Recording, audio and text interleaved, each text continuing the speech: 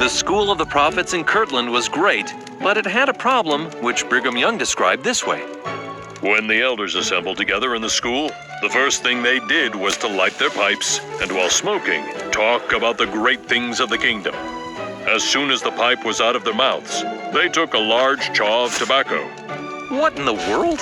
Were the church leaders really smoking and chewing tobacco? That doesn't sound right.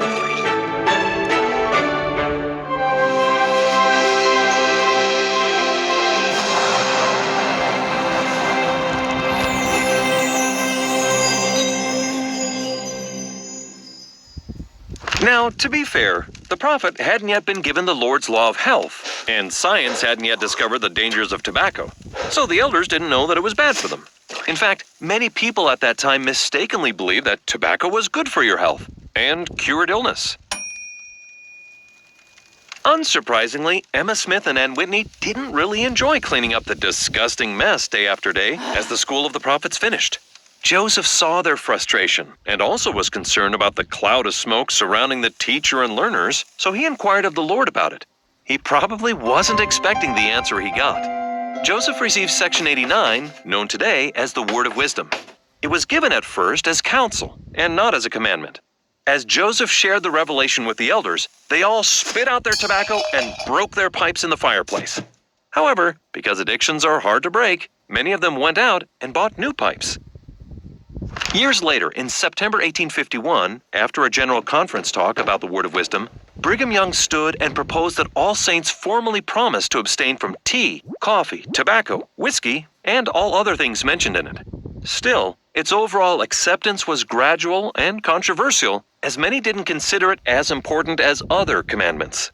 Finally, in 1919, President Heber J. Grant officially made it part of the Temple Recommend interview, and today we continue to obey this law of health.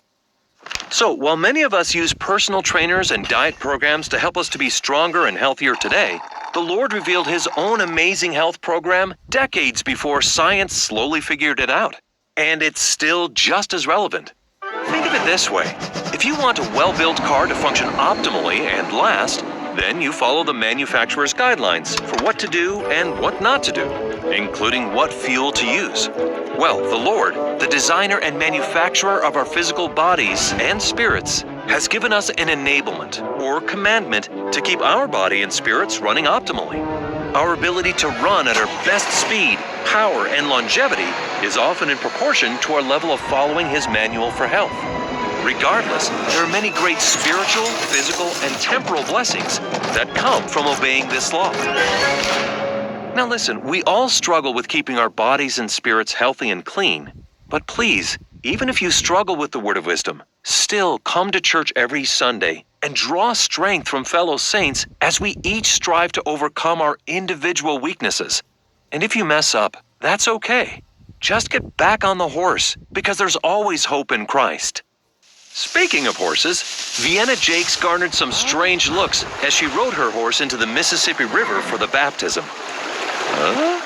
Let me explain.